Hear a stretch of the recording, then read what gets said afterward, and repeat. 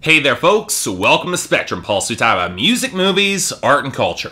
And today we're going to be talking about the newest album from Passion Pit, titled Kindred. So let me clue you all in on one of the biggest tricks in indie pop, and where it can have an easy path to a lot of critical acclaim with a very similar sound to what's subsequently derided in the mainstream. It's a simple enough trick, but it tends to work a lot more often than you might think. And it's tonal subversion. Basically how it works is a shift in the tone and content of your lyrics in comparison with that of your music, shifting the acid high of psychedelic rock to the acid freakout lyrically. A song with a generally cheery, upbeat tone being about death. You get the sort of picture. If you trace your way through the indie scene, and especially indie pop, you're gonna see a lot of this. Take the typical pop framework and use it to package lyrics that might not be all that exceptional with a similar tone, with both them being in alignment, but make the instrumentation go in the opposite direction, and suddenly a lot of people will really start taking notice and giving a lot of acclaim, sometimes when it's not really deserved. Now, of course, there's a scale of quality to this, because there are plenty of acts who can go against the tone of their instrumentation lyrically and have the skill as writers to really pull it off and make something special. But if we're looking for an act who has gone to this well more aggressively and consistently than nearly any other indie pop act of the past decade, I'd probably point to Passion Pit,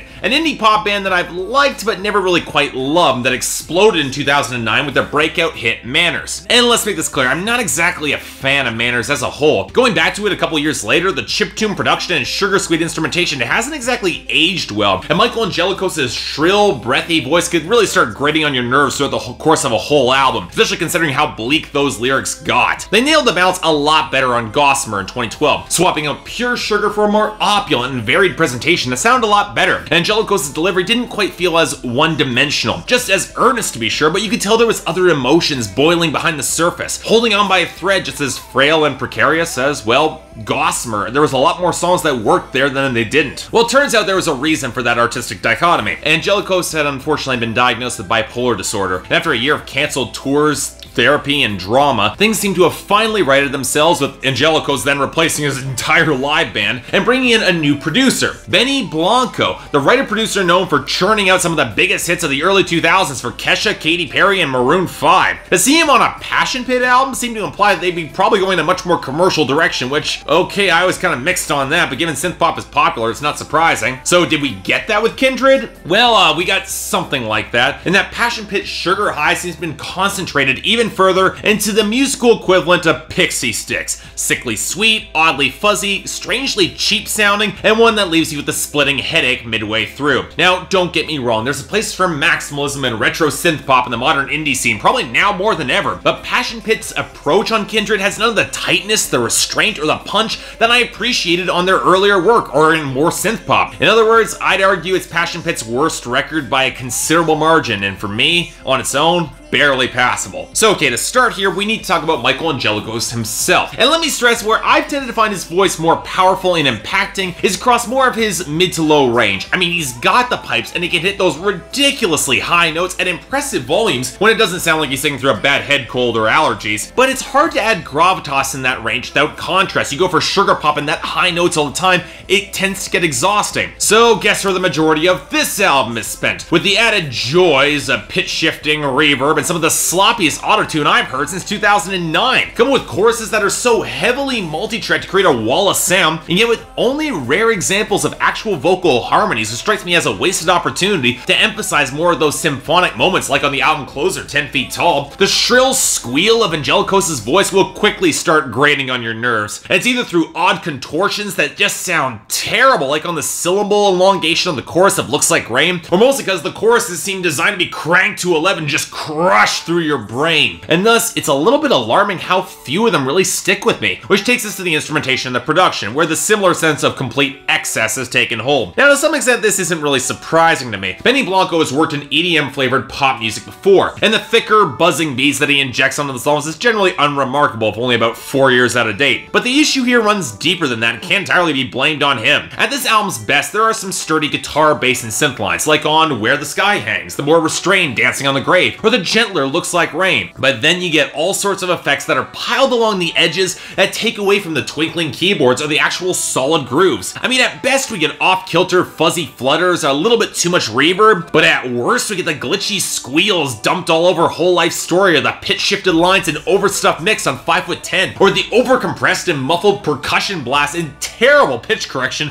all over Until We Can't Let's Go. It's the difference between adding a little bit of sugar and whipped cream on top of a cake or a trifle, or just eating it straight from the can. It's gaudy and tacky with so much bedazzled puff that you quickly realize there's so little substance beneath all of it. In this case, I'm referring directly to the production. I mean, sure, there are some beats here in the lower end, but most of the percussion and cymbals are in the mid-range. Without tighter bass lines or thicker, punchier drums, there's nothing to add a lot of weight or memorable groove and momentum to these tracks. And the same thing oddly happens with the melodies as well. I mean, we get more of them simply courtesy of all the keyboards and the vocal samples that are trying to contribute, but outside of some terrible synth tones like on the interludes that looks like rain, the hooks seem to be much more anchored in Angelicos' overwrought singing than any actual tune behind them. And what this means is that so many of these songs just smear together and don't develop a unique personality beyond Angelicos' voice full force all the time. So okay, surely those darker, more subversive lyrics might be able to save this album, right? Given that they're being put to the front all the time. Well, here's the thing. For as much as the instrumentation went big, the lyrics went for a much smaller scope than usual, focusing on Angelicos' relationship with his wife and his family, those who love him. More specifically, it focuses on his personal insecurities, how someone could love him beyond those insecurities, panic that they could ever leave, and of course, several heavy-handed shots taken at the public and the music press for prying just a little bit too deeply into his personal life and passing judgment. And in one of the few points that I will give this album, I'd argue Angelicos has a point here. I mean, music criticism in certain spheres has taken a turn for the tabloid and arguably for the worse, with certain reviews preferring to discuss the controversy or glorify the personality than actually talk about the music. And you know what?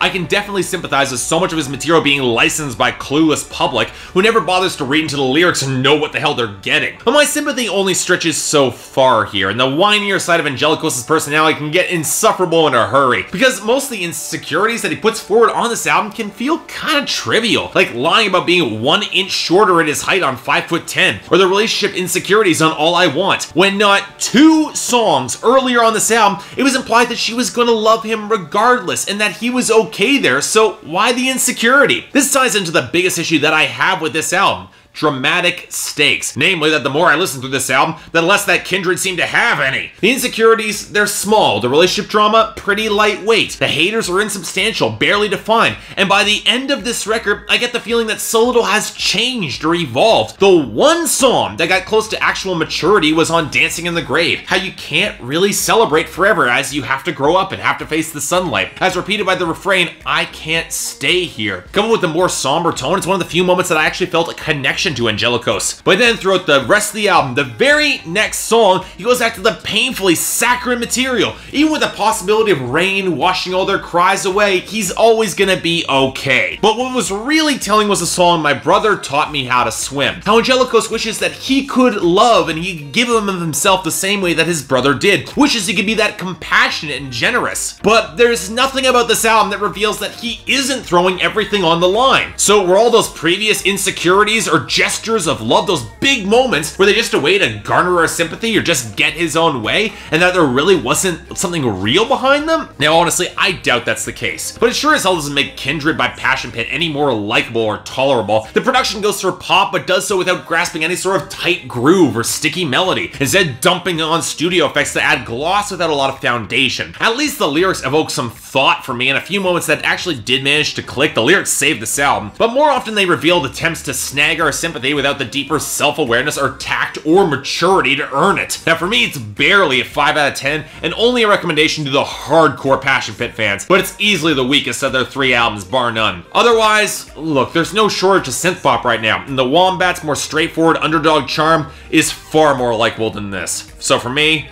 skip it. So yeah, thanks a lot for watching. If you'd like to like and subscribe, I'd be more than grateful. If there's anything else I might be able to do to improve my presentation, or any other albums coming out that you want me to take a look at, I'd be more than happy to give them a listen. Until then, I'm Mark, you're watching Spectrum Pulse, and I'll see you next time.